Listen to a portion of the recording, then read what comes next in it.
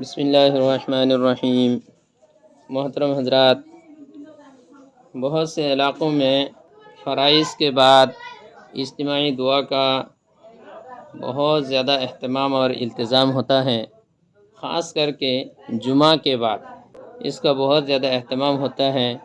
امام اجتماعیت کے ساتھ جہر سے دعا کرتا ہے اور طویل دعا کرتا ہے، اور مقتدی حضرات بھی امام کے ساتھ ہی دعا کرتے ہیں، امام کے ساتھ شروع کرتے ہیں، امام کے ساتھ ختم کرتے ہیں اور آمین آمین کرتے رہتے ہیں۔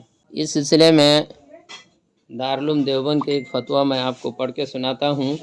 سائل سوال کر رہا ہے، اگر امام صاحب کا معمول جمعہ کے فرائض کے بعد سنتوں سے پہلے اجتماعی جہری دعا کا ہو تو ہمیں کیا کرنا چاہیے؟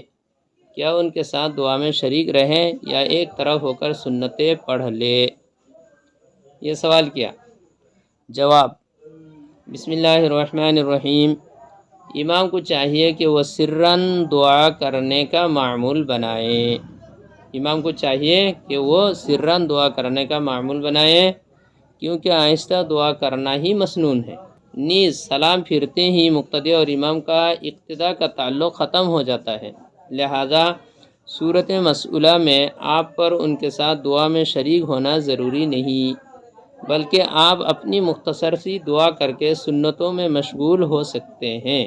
واللہ تعالی عالم۔ دارالفتہ دارالعلوم دیوبند۔ یہی مسئلہ ہے کہ ہر ایک کو ہر ان نمازوں کے بعد جن نمازوں میں فرائض کے بعد سنن و نوافل ہے، ان نمازوں میں فرائض کے بعد تنہا آہستہ آہستہ مختصر دعا کرنا چاہیے، اور مختصر دعا کر کے فوراً سنن و نوافل میں مشغول ہو جانا چاہیے، اور سنن و نوافل سے فارغ ہونے کے بعد طویل دعا، ذکر و اذکار، آیت الکرسی وغیرہ جو کچھ ہے سب کچھ بعد میں کرنا چاہیے، اس کا معمول بنانا چاہیے۔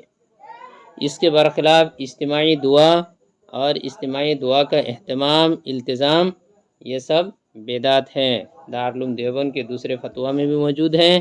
اس سلسلے میں مفتی سعید صاحب رحمۃ اللہ علیہ کی ایک بہت اچھی تحریر ہے، اس تحریر کو ہر ایک کو پڑھنا چاہیے، مطالعہ کرنا چاہیے۔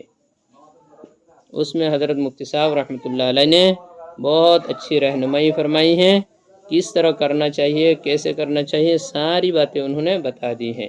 چینل کی دوسری ویڈیو میں وہ تحریر موجود ہیں، وہاں ملاحظہ کر سکتے ہیں، وہاں دیکھ سکتے ہیں۔